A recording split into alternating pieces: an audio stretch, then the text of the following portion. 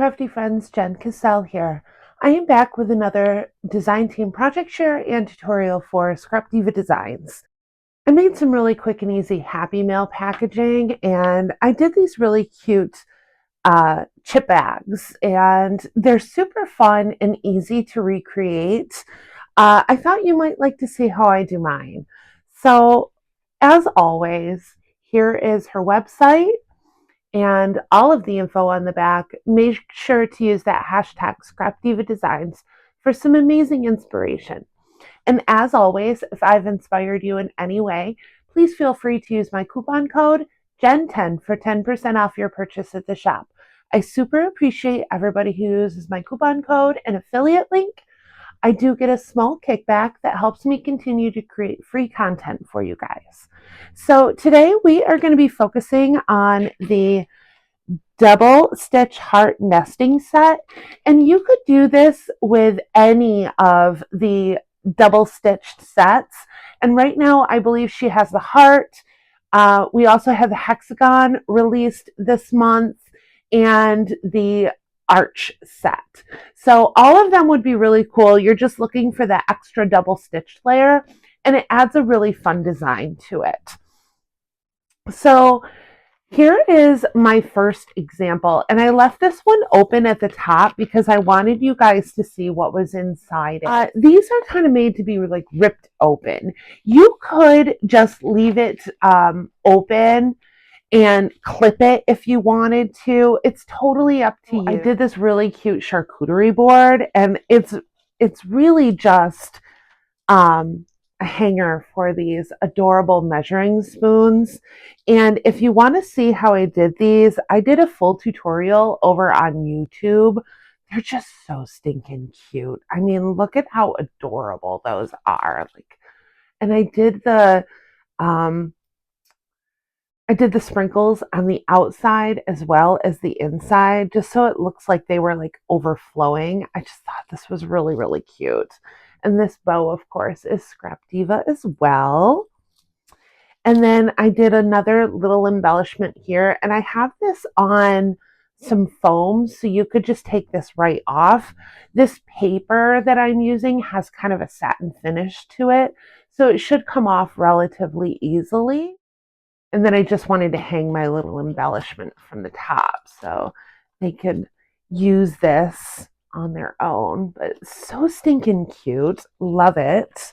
The bags are going to measure about 8.5 by a little over 5. They're like 5.25, I would say. And then, of course, I used the double stitched hearts on the outside. And this one, I just put some of that trim that I like to make on top. And I do have a tutorial for this if you're interested in how I do my festooning. I love this festooning. And then my second one here, I did do the bakery gnome, and I'm going to include this in the tutorial. I did a little process video that I was thinking about uploading to Instagram, but I'm just going to include it in this tutorial. So if you want to see how I put the baking gnome together, just stay tuned. And then this one, I just did a little trim at the top, and this cute little bow is just a paper clip that I had made. And I've got some of the shaker cherries that came out, just so stinking cute. So to create these chip bags, you are going to want to start with a double-sided piece of paper. I printed mine. I did not use the typical cardstock that I normally use when I'm printing. So usually I use koala paper, which is a little thicker. It's just a heavier weight than your typical paper. So this, I just did my regular Mia ultra white cardstock. It's a good cardstock to use in your printer. It is a little cheaper than koala, I will say, but it is on the thinner side, but it's perfect for a project like this. Perfect. So I did do the double-sided, as you can see on the interior. I just flipped it over. Once I printed it, I put the paper back in, and you want the paper face up for most printers. And then I reprinted my second sheet on that same piece. And that's how you're going to get double-sided cardstock. Okay. So I'm starting with an 8.5 by 11 sheet of paper. That is going to give you a chip bag that measures about 8.5 by 5. You can also cut this down to size. This tutorial will work with a chip bag of any size. You will notice that I had to die cut mine on an 8.5 by 11 platform in order to get this large heart in the center. Once again, if you don't have the large platform die cutter like I have, you can trace if you wanted to. You could freehand if you wanted to. That's totally up to you. Like I said, this will work for any size chip bag. You would just adjust your dimensions to whatever size you wanted. So if you want to see how I did these, stay tuned. You want to find just about the center of your paper, which normally would be 5.5 inches. However, we're going to be using some tape on this side. So I'm actually going to move my center over to about 5.25 inches. So I am going to put my ruler here. Now this die is about 4 inches. So you're going to have about 2.25 inches on either side. So I'm just going to use my magnetic ruler to figure that out. And I'll put the center of it right about here. And then 5.25. So I'll just lay that right about here. And don't worry if it's a tad off, that's all right. You'll be able to cover it up when we start making the bag. So I'm going to put it right about here. And I like to use a little bit of mint tape when I'm doing this.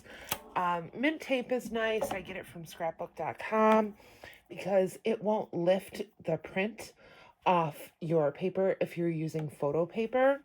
And it just doesn't leave a lot of residue. It's just a really good temporary adhesive. I'm going to run this through my Sizzix and I will be right back. Okay, so I have cut out the large heart in the center. This, of course, is my second largest heart in the set. And look at how cool that stitched background is. I love that. I also did a bit more die cutting. So I did 2 of the smallest hearts in this light pink color. And then I also used the second smallest to do this green polka dot heart. So I cut that out and then I reran it through with the smallest heart attached. And once again, I just used a little bit of that mint tape to do that. I just ran it in like this and you'll have this component coming out of it. So because I want my heart to sit like this inside it. So super cool. Next, I am going to use some double-sided tape on this edge. I really like using double-sided tape for this. It's super quick and easy. And I'm also going to add a little bit of double-sided tape on this side.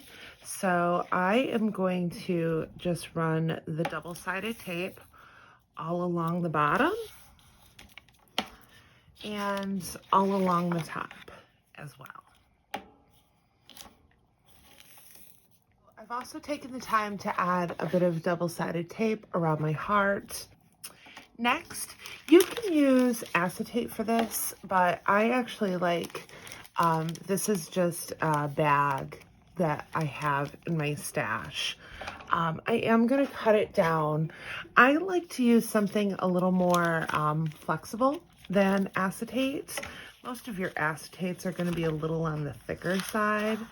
So So I'm just gonna cut this down. I'm gonna go ahead and take off this double-sided tape layer. I think I will add a bit more double-sided tape directly to this acetate,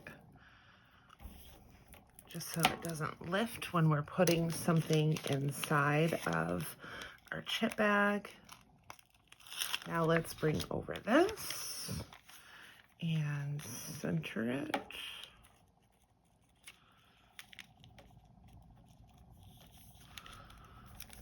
Perfect. Okay. All right. Now I'm going to take my lining off this tape.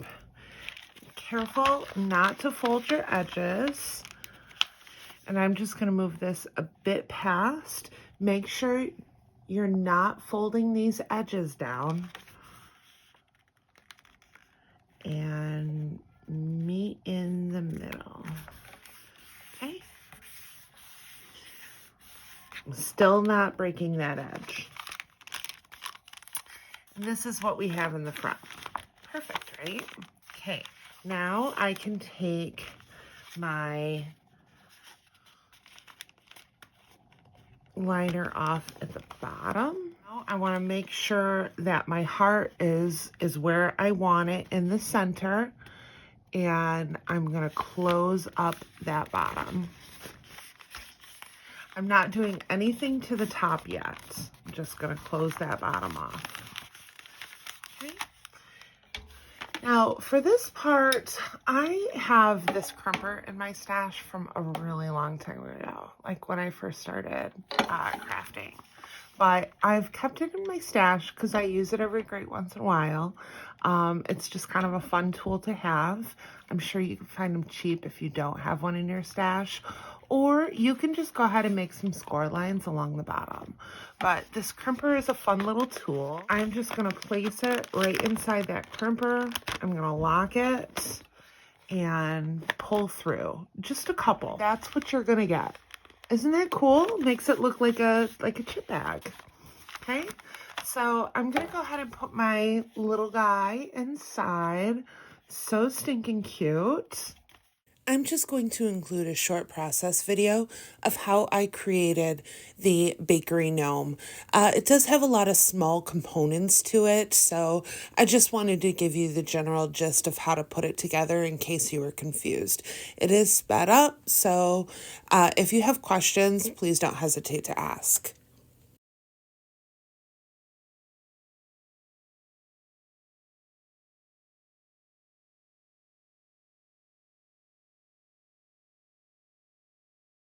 So before I seal it up, I put some cute shred inside. Now I'm just going to put this little guy right inside. All right, so now we can add our hearts on here, and I'm just going to use some foam.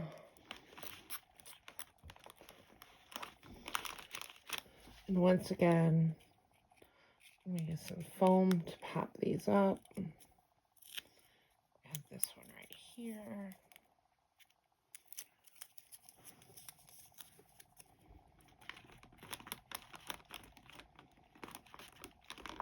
There we go. Super cute, right? So now we are going to take the liner off the top and pinch it closed.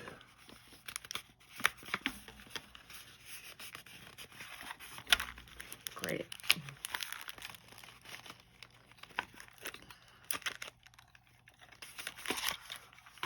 Okay, so we have this.